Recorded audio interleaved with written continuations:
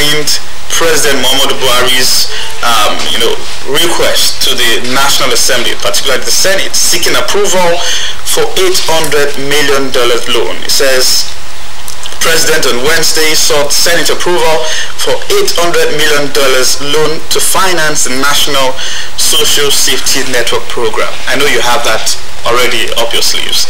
And also this one, Pegasan, also coming out to say they're worried about the situation of things. Says worried about Nigeria's rising debt burden. And somewhere in the mix, the Debt Management Office is also saying that we have limited space for borrowing.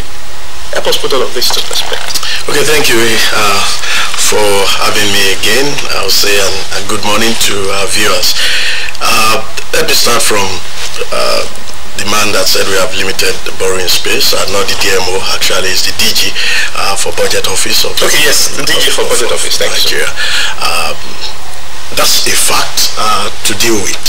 He has all the figures, everyone has the figures, and that is the fact that we have to deal with. Pengasan says they are worried. They are worried like any other man on the street is also worried that we have such a high public debt figure. I'm worried also. And I believe that you are worried.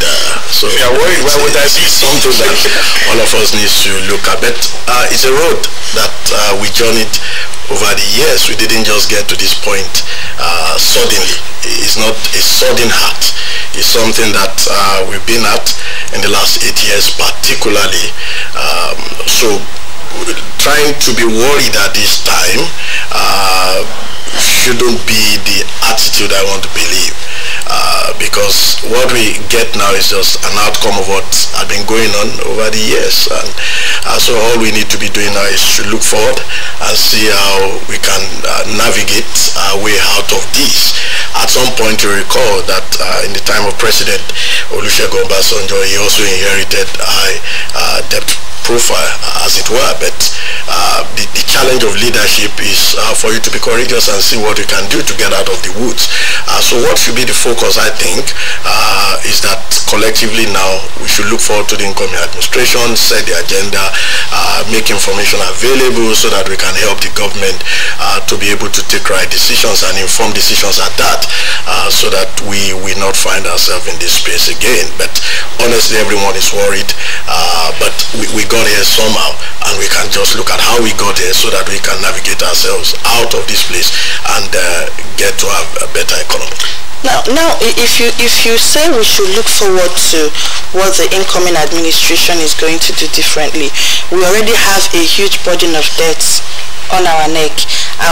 Usually, it's expected that when you borrow to fix on certain things, at the end of the day, you should be able to get that money back, or even be able to build whatever will bring more development and more of the money to the society. And now, after the whole borrowing, that things are not really seen to have worked with what you expect, what you are taking the money for, what are we seeing it for? Did we see the impact of that money? Then now again, a new government is coming. Don't you think they will have a huge burden, because it appears they'll be meeting nothing? Okay, so it's always there. I mean, like I said, it's nothing new. Before the man, by this I mean the president-elect, before he decided to contest, he saw the gamut of the issues and the problems. So it's not anything new. That's why courageous people must go into government. And now to come to terms, it depends on what you are borrowing for. And it's also very important for us to always unpack this public debt, to ask ourselves, what do we have in there? There is a school of thought in public finance that you borrow for revenue generating assets, right? Meaning that, which you just mentioned, you borrow to put in assets that can bring in more money. There's another school of thought that feels that, look, you borrow because you belong to countries that we call poor countries or middle income countries, wherein you need to deal with social issues. You are dealing with education, you are dealing with health.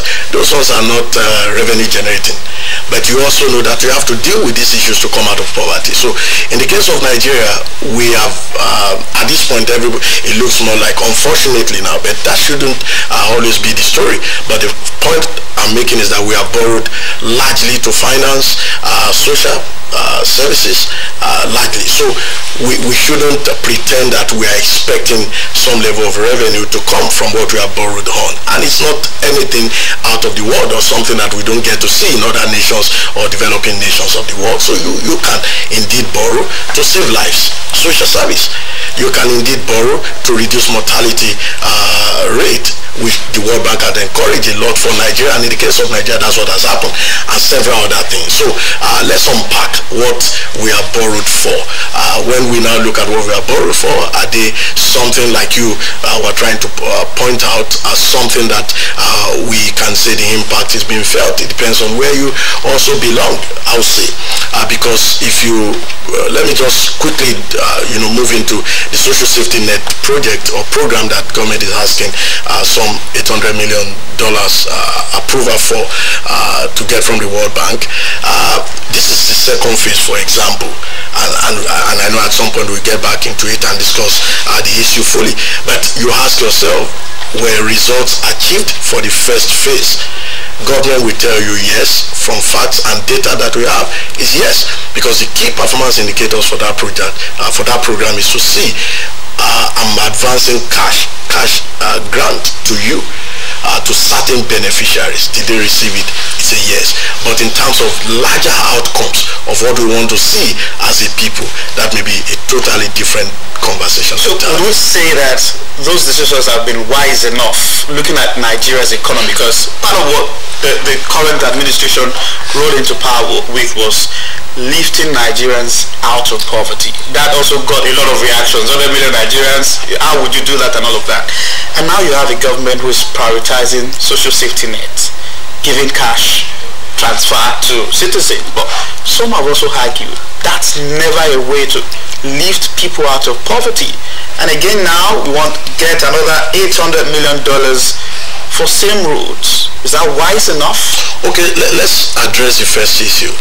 And I can tell you, you can check this and fact check that across Africa, across the world now, government all over the world has discovered that social safety net programs take people out of poverty. So when I leave, you can always check that.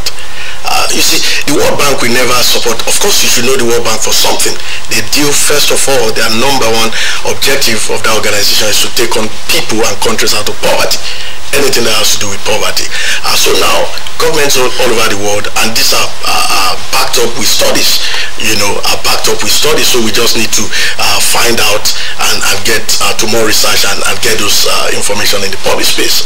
And I believe that that will be your role as media. But just take it from me that from studies, the World Bank can confirm, and you can always check that on their website, that governments have realized that running social safety net programs or projects help to lift people out of poverty. Now, when you want to, maybe growing up or even now, you'll have heard of, many of the developed nations where you have what they call social security.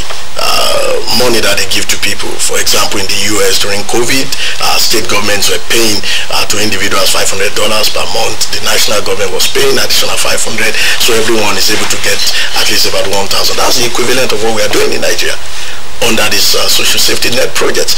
But the issue for us may be how significant is that amount of money. But how significant, again, will depend on what capacity you have.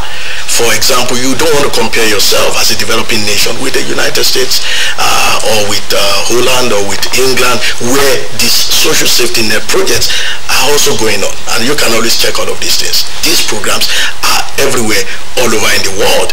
But you see, I just mentioned the issue of, do we have capacity ability to do more than we are doing? The answer will be no at the moment, because we do not have the revenue to take care of that. As a matter of fact, that's why we are even borrowing to run that. In other nations, they don't have to borrow. They just go into their reserves and they are able to deal with that, without having to borrow. But in our case, the real issue with us, and that's exactly what the DG budget had continued to explain over and over, when you look at our borrowing level to our GDP, we are so safe. And again, that word encouraged this government over the years to continue to borrow. We are so far off. But this is the issue. The debt servicing through the revenue that we have to pay back is so high.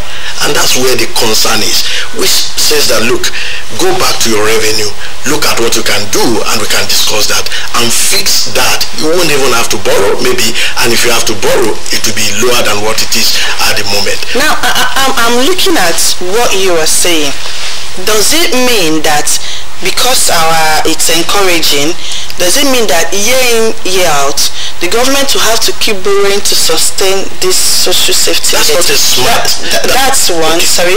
Then secondly, can we not find a way to build something of our own that can generate? Let me give you an instance. Here in Ondo State, I recall there was a time people would say, oh, we don't have enough. Then when this present administration came on board, there is this focus on ODIRS. And before you could say, Jack, ODRS is doing a lot.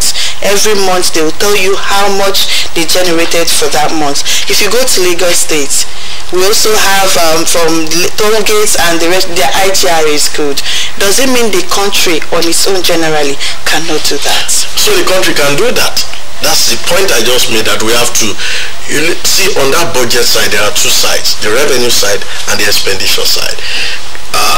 All of the arguments, now points to just one element of our revenue sources, just one element. Borrowing is just one component, an element of our revenue. Number one, we have oil. And you do know that, unfortunately, for one reason or the other, we are underperforming a lot in that. And I recall watching the president-elect talking to the Nigeria Economic Summit Group, and they asked him about this borrowing. His response was to talk about oil, to say, look, if we do so much more there, you can push your oil revenue higher than what it is. Currently, our oil in the current budget, we have 1.9 proposal for oil revenue. And we are saying that is far low. As a matter of fact, last year, the OPEC quota for us is 1.8 million barrels per day, but we're doing less than 1 million barrels per day. All because we say there is oil theft. So who needs to take care of oil theft? Definitely not the ordinary citizens. But I guess government, knowing that, look, the issue of revenue has become a big issue, some things were done, and we've seen good improvement from less than a million barrels per day to about 1.5 now. Mind you, we have a quota of about 1.8 million barrels per day, or 1.9 that we even have as benchmark, or 1.6 as benchmark in the budget, so we can still do so much more. So I agree with you, we can do a lot. And number one is to look at, okay, the first one, which is natural resources, can we do so much more there? We have revenue from government-owned enterprises. In the current budget, the proposal there is around 3 trillion as what can come in. We do know that if we plug all the leakages, we could get so much more, right, from that. And you talked about, in the case of Ondo State, the IGR, which again is the model that the president-elect is bringing from Lagos, that, look, we got a IGR to the point that is stable enough.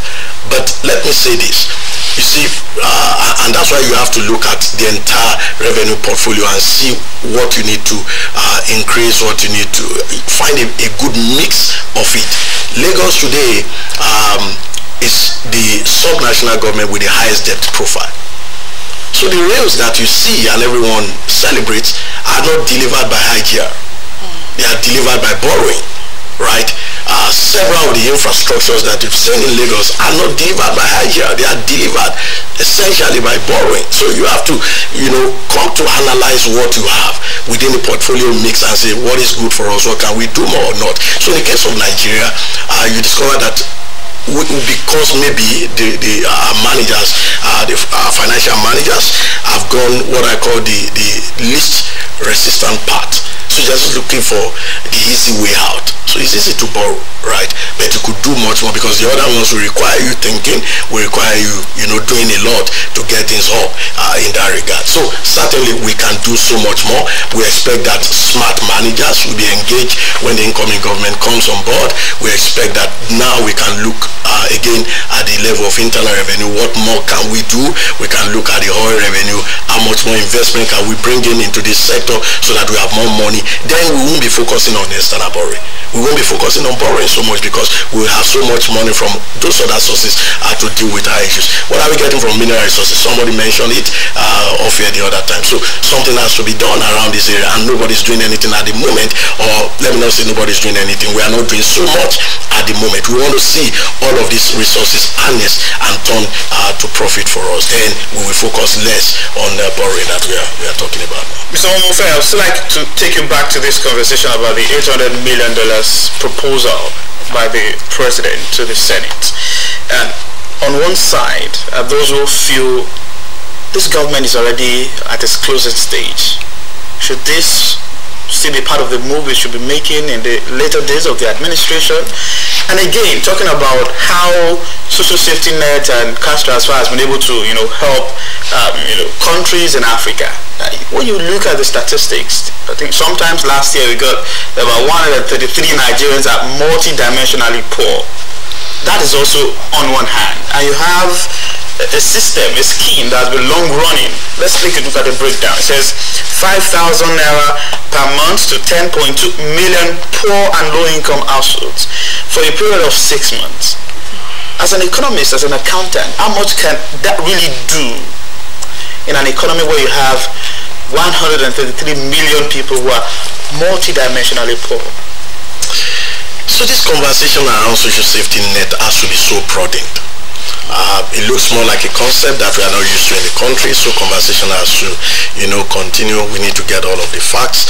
I guess we just checked up on other African countries to see that this is running. I mean, that's to start with. Then the other issue would be, is it desirable? Is it something that we want? If you ask me, I would say every decent society should have that. The poor and vulnerable individuals or households may not be in your class. And I know that very definitely, right?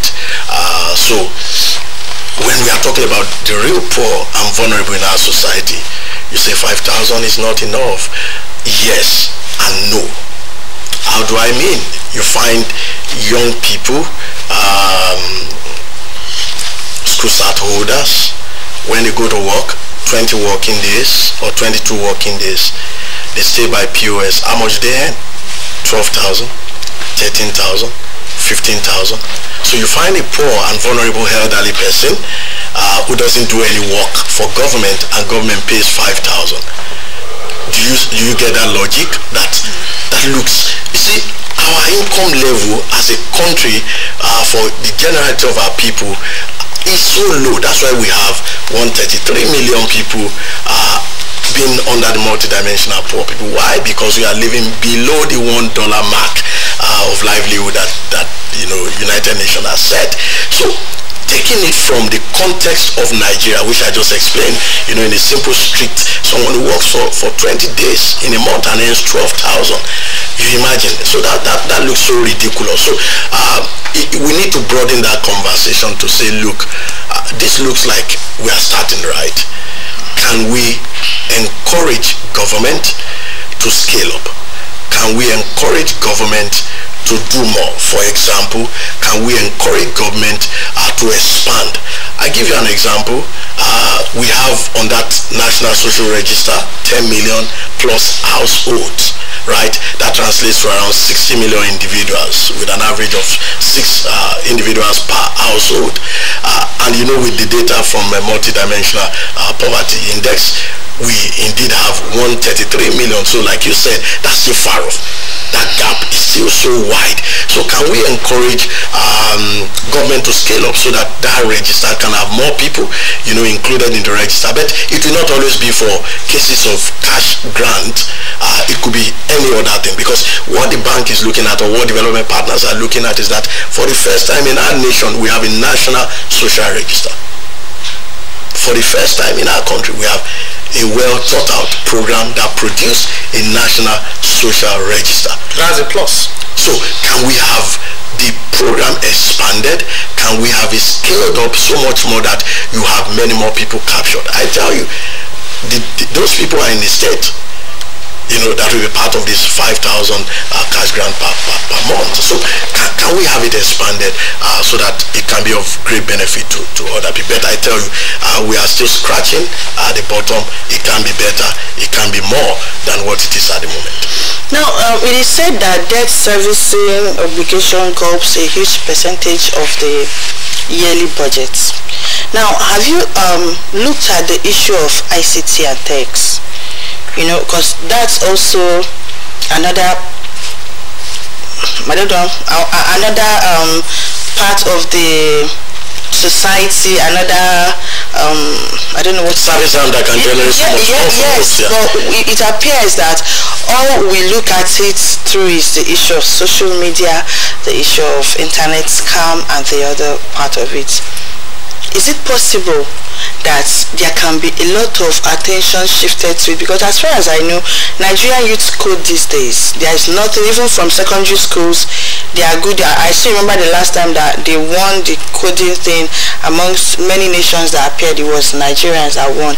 Now, is it possible that we can be able to focus on it and generate something very huge? That at the end of the day, when we are talking about what is taking a huge part of our budget, we'll know that we have ICT, because it was also said from what I looked up that President Obasanjo at some point when he was president paid off $18 million of a $30 million loan, like a forgiveness loan, the issue of Paris loan and all. So how do you think we can match all this together to build up our budget system? That way debts can be...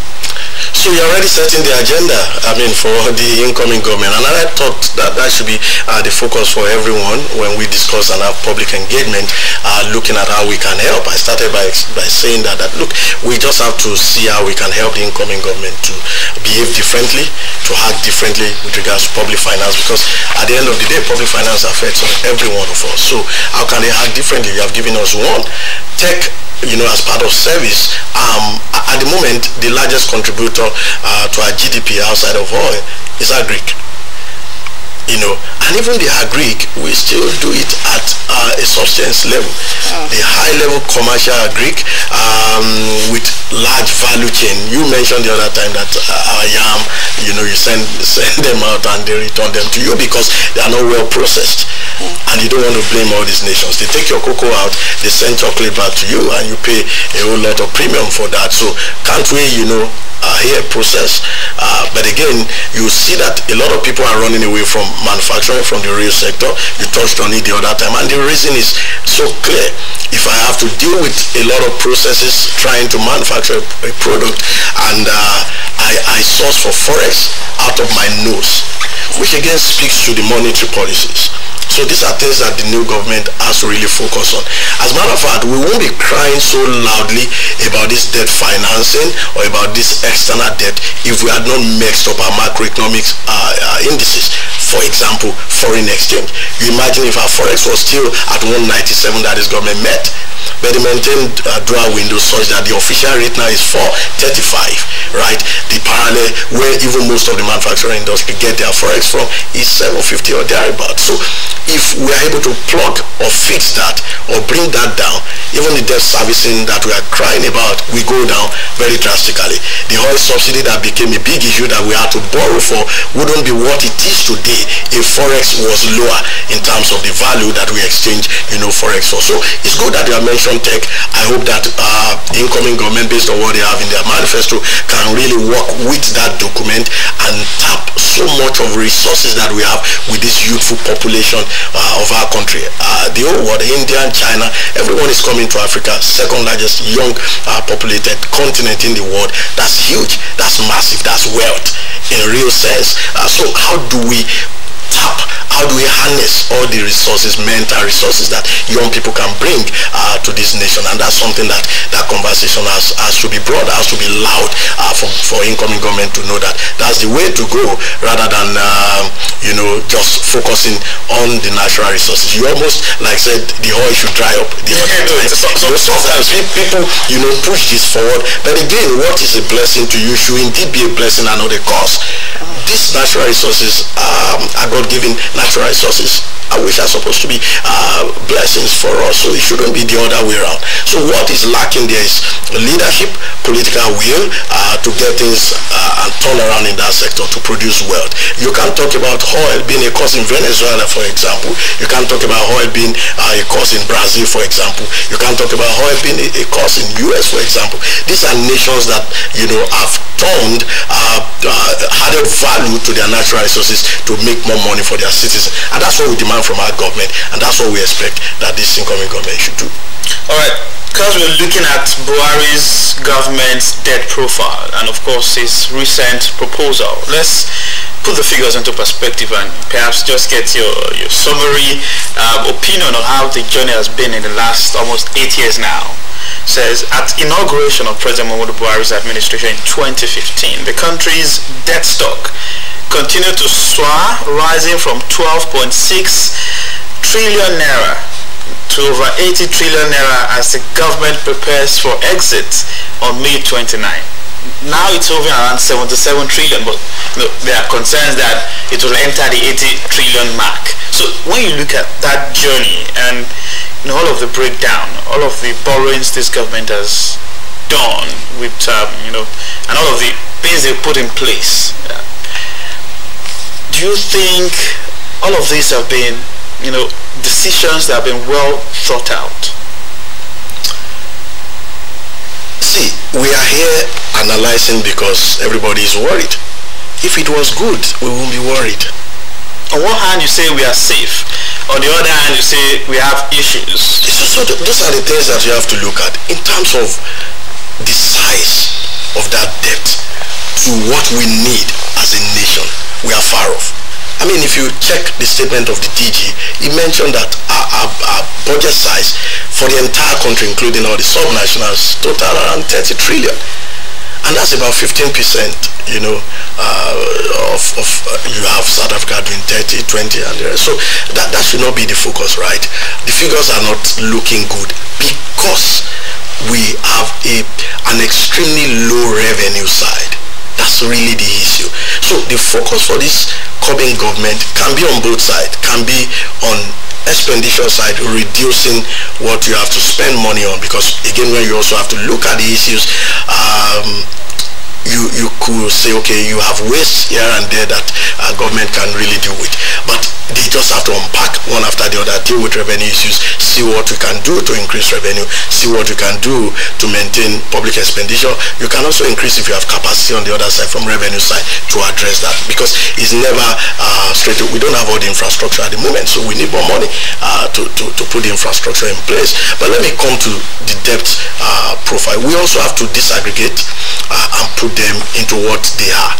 From 12 trillion that this government met in 2015, the current figure is actually 46 trillion. And I can explain why everybody is saying 77 will come. So you can check the DMO site. It shows you clearly what it is. And all of that. So it's 46 trillion.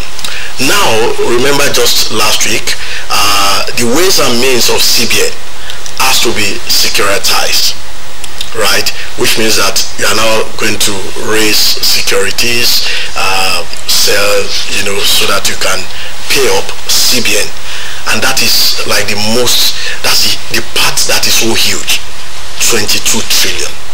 So when you add that 22 to 46, that gives you around 68 trillion, right? In the current budget, there is the proposal, as part of the budget proposal, for us to borrow about 9 trillion. 6 trillion there or thereabout will be for subsidy. That's why the conversation first around subsidy came up that, look, you have to take this out. If you take this out, you reduce what we need to borrow.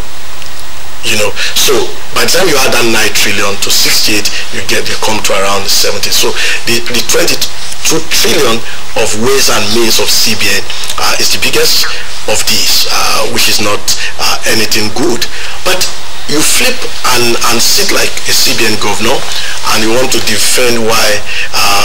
Because when this government came on board in 2015, ways and means of CBN was less, about 7 billion or about less than $1 trillion. So you have moved from $1 trillion to 22 trillion in 8 years. That's where the issue is. Something has been reckless. I mean, that's I mean, from a third party point of view, you say it's reckless.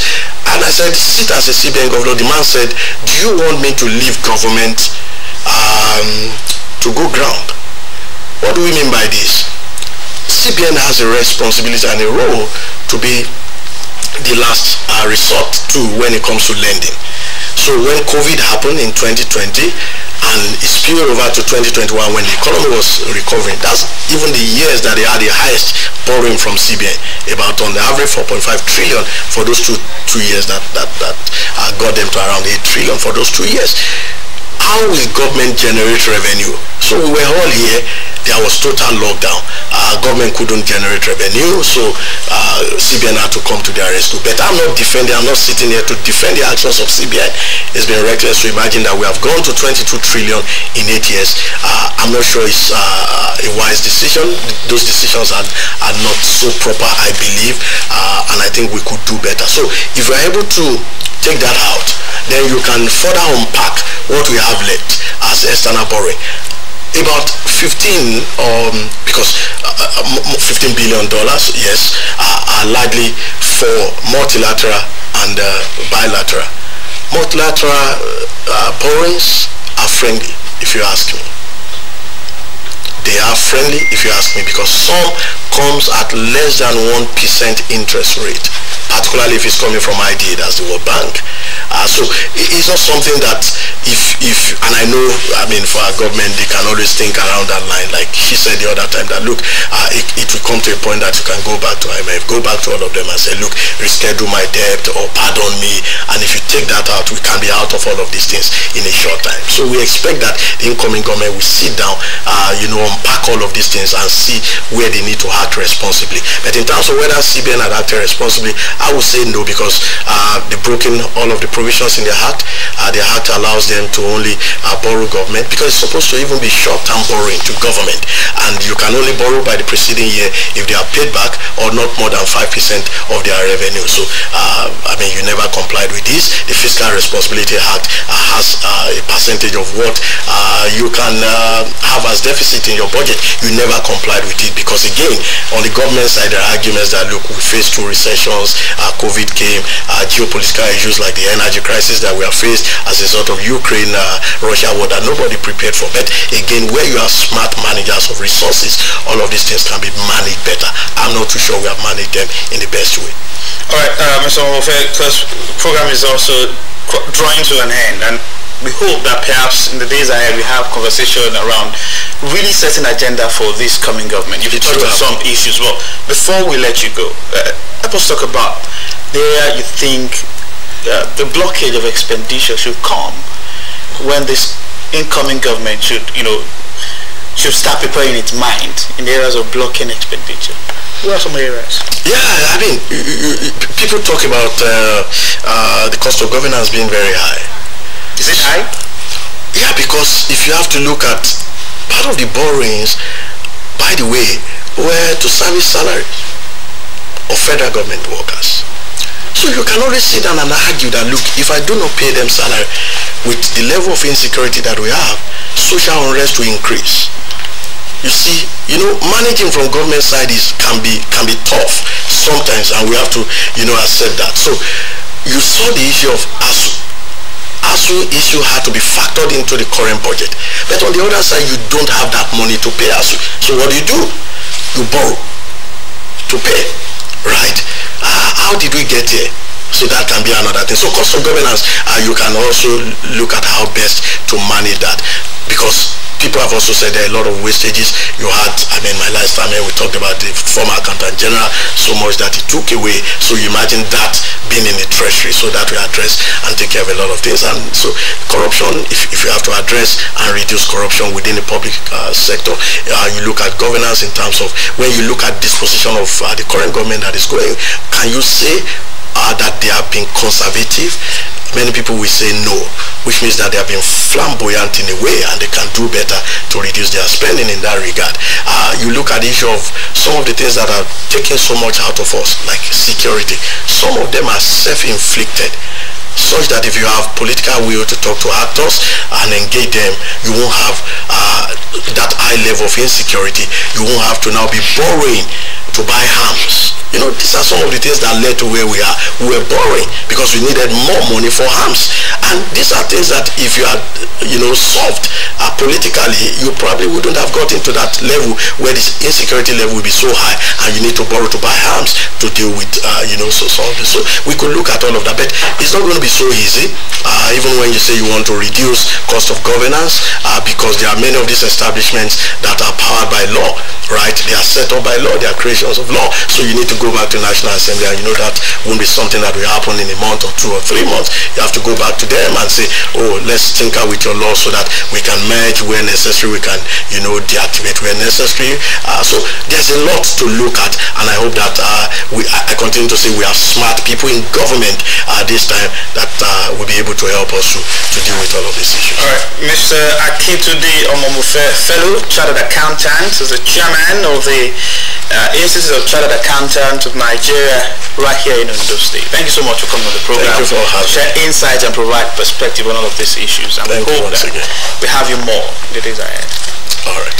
All right, that's the size of our program today. We're able to, shed more light on Nigeria's debt profile, as well as the activities of the current government, while also, in a way, setting agenda for the incoming one. And this is where we say our buys on the program, the Friday edition of AM Today. My name is Sahid Aribisara. Do enjoy your weekend. And from my colleague.